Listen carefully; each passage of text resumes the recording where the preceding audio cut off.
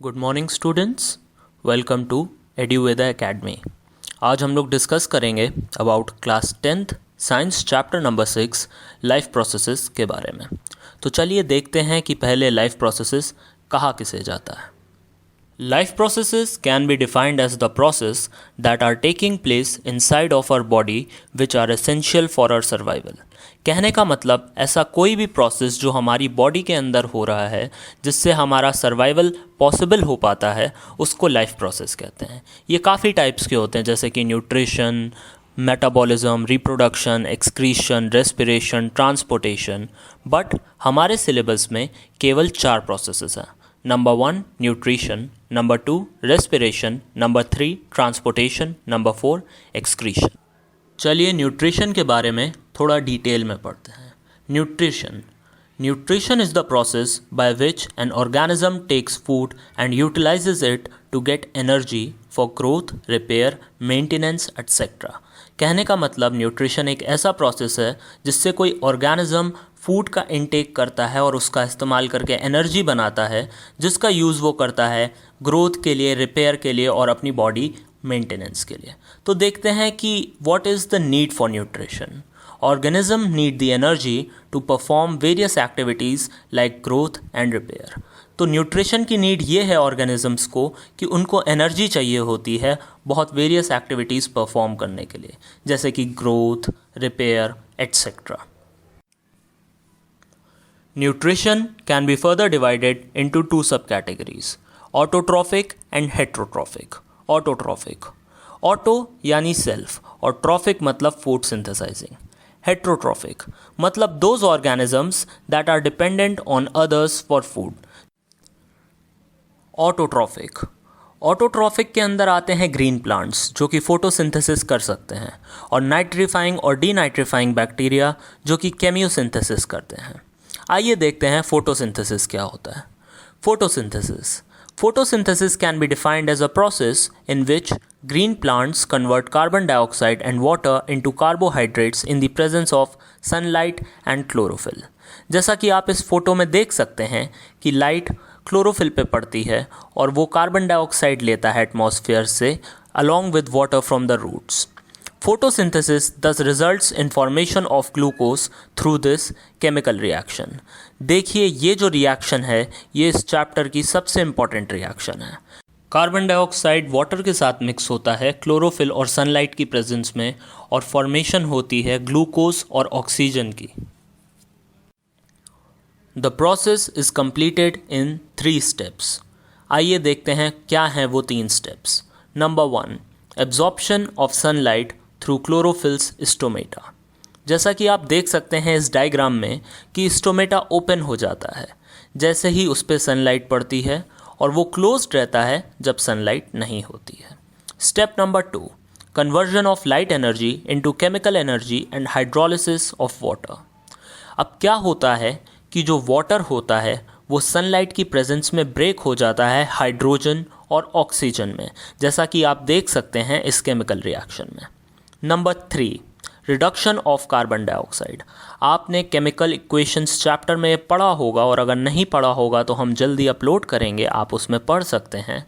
क्या होता है, कभी भी किसी भी कंपाउंड के रिडक्शन के 2 प्रोसेस होते हैं, या तो रिमूवल ऑफ ऑक्सीजन या फिर एडिशन ऑफ हाइड्रोजन। तो यहाँ पर एडिशन ऑफ हाइड्रोजन होगा जिससे आप ये देख सकते हैं कि ये केमिकल रिएक्शन का फॉर्मेशन होगा। अब आप ये देखिए कि ये जो हाइड्रोजन ऐड होगा वो पिछले प्रोसेस के हाइड्रोलिसिस में जो हाइड्रोजन अलग की गई थी वही ऐड होती है रिडक्शन करवाने के लिए कार्बन डाइऑक्साइड का, जिससे ग्लूकोज का फॉर्मेशन होता है। ये इस तरह से तीनों स्टेप्स को इंटरकनेक्ट कर देता है जिससे हमारे ग्लूकोज की फॉर्मेशन होती है और ऑक्सीजन रिलीज होती है।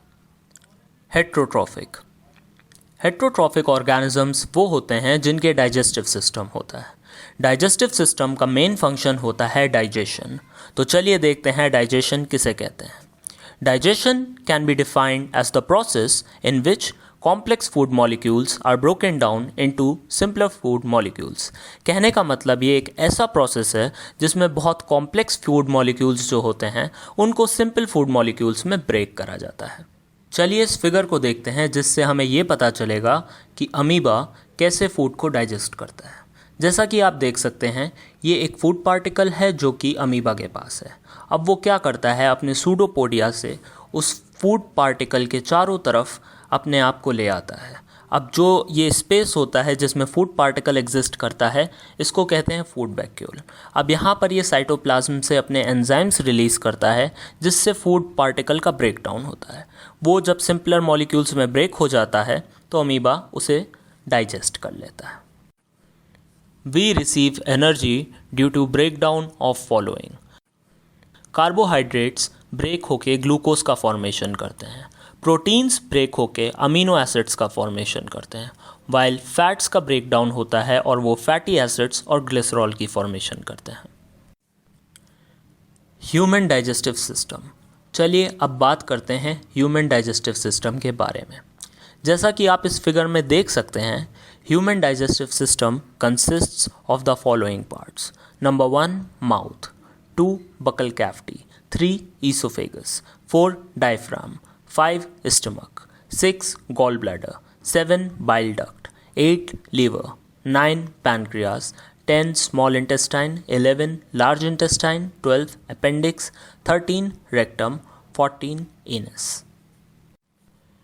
चलिए अब देखते हैं फ्लो ऑफ फूड के बारे में। फ्लो ऑफ फूड, जैसा कि आप देख सकते हैं इस फिगर में, फूड सबसे पहले माउथ में जाता है, फिर उसके बाद बकल कैविटी में, फिर ईसोफेगस के थ्रू स्टमक में, फिर वहाँ से डियोडनम में, उसके बाद स्मॉल इंटेस्टाइन में, फिर लार्ज इंटेस्टाइन में और फिर रेक्टम में, और फाइनली रेक्टम से वो एनिस के थ्रू एक्सक्रीट हो जाता है। Function of parts in a digestive system.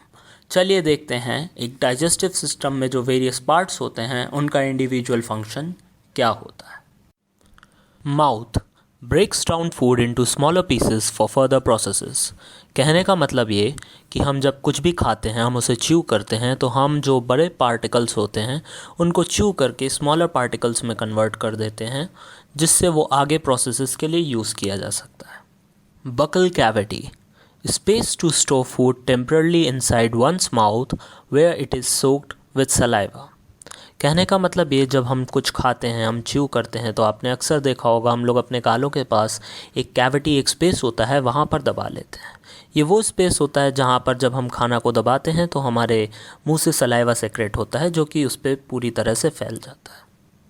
Oesophagus, it is that muscular tube that connects throat with stomach.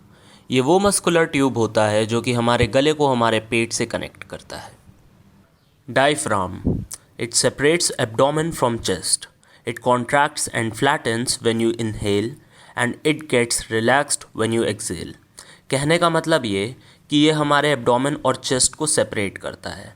ये एक कॉन्ट्रैक्ट होके पतला हो जाता है जब हम सांस लेते हैं, और जब हम एक्सेल करते हैं तो वो रिलैक्स फॉर्म में आता है और हमारे लंग्स को पुश करता है जिससे हवा बाहर निकल के आती है। Stomach, it stores and churns food. It also secretes acids and enzymes that help in chemical breakdown of food particles. Stomach, ये एक ऐसा स्पेस है जहाँ पर खाना आता है और वहाँ पर हम लोग सेक्रीट करते हैं एसिड्स और एंजाइम्स, जिसकी वजह से जो फूड पार्टिकल्स होते हैं उनका केमिकल ब्रेकडाउन होता है। Gall bladder, it stores bile juice that is not needed immediately for digestion. ये वो स्पेस होता है जहाँ पर बाइल जूस जो होता है उसको स्टोर करा जाता है, और जैसे ही फूड जब डाइजेस्ट हो रहा होता है तो गॉल ब्लैडर उस चीज़ को रिलीज़ कर देता है। Bile duct, it is used to transfer bile juice from gall bladder to small intestine. ये एक ऐसी मस्कुलर डक्ट होती है जो कि हमारे गॉल ब्लैडर को कनेक्ट करती है स्मॉल इंटेस्टाइन से, और जैसे ही बाइल जूस की ज़रूरत होती है तो ये बाइल डक्ट के थ्रू ट्रांसफ़र होता है गॉल ब्लैडर से स्मॉल इंटेस्टाइन में। Liver, its main function is to filter blood. It also detoxifies chemicals and as a result it secretes bile that helps in digestion. इसका main function होता है blood का filtration. इसका जो secondary function होता है वो होता है केमिकल्स को डिटॉक्सिफाई करना, और इसी प्रोसेस में ये सेक्रीट करता है बाइल जूस जो कि डाइजेशन में हेल्प करता है. Pancreas, it produces insulin and other important enzymes and hormones that help in breakdown of food. Pancreas का बेसिक काम होता है डिफरेंट टाइप्स ऑफ एंजाइम्स और हार्मोन्स का सेक्रेशन, जो कि मदद करता है फूड के ब्रेकडाउन में। Insulin is one of those important hormones. Small intestine, here digestion of enzymes along with absorption of water and other organic substrates and vitamins take place। ये वो रीजन होता है जहाँ पर एंजाइम्स का डाइजेशन होता है। ऑल्सो ये वही जगह है जहाँ पर वाटर, विटामिन्स और मिनरल्स का भी एब्जॉर्प्शन होता है। Large intestine, its main function is to absorb water from the indigestible food to prepare the process of elimination। कहने का मतलब ये कि ये वो जगह होती है जहाँ पर पानी को एब्जॉर्ब करा जाता है ऐसे खाने से जो कि अब डाइजेस्ट नहीं करा जा सकता, और यही वो पार्ट होता है जो कि एक्सक्रीशन प्रोसेस को इनिशिएट करता है। Appendix, it is a rudimentary organ, it has no function whatsoever in our digestive processes. कहने का मतलब ये अपेंडिक्स एक ऐसा ऑर्गन होता है जो कि रेडिमेंट्री है। रेडिमेंट्री मतलब होता है ऐसे ऑर्गन्स जो कि लेफ़्ट ओवर ऑर्गन्स होते हैं जिनकी बॉडी में कोई प्रोसेस में स्पेसिफिक फंक्शन नहीं होता। Rectum, it acts as a temporary storage site for faeces. Rectum ये एक ऐसी जगह होती है जहाँ पर हमारा एक्सक्रीटरी जो मटेरियल होता है उसको स्टोर करा जाता है temporarily. Anus, it is the last part of our digestive system. The excretion of waste takes place here। ये हमारे डाइजेस्टिव सिस्टम का लास्ट पार्ट होता है। ये वही पार्ट होता है जहाँ पर एक्सक्रीशन एक्चुअली होता है। Thank you. Like, share and subscribe for more videos. अगर आपको और सब्जेक्ट्स के बारे में जानना है या आपकी कोई स्पेसिफिक डिमांड है तो आप कमेंट सेक्शन में हमें बता सकते हैं। Thank you so much.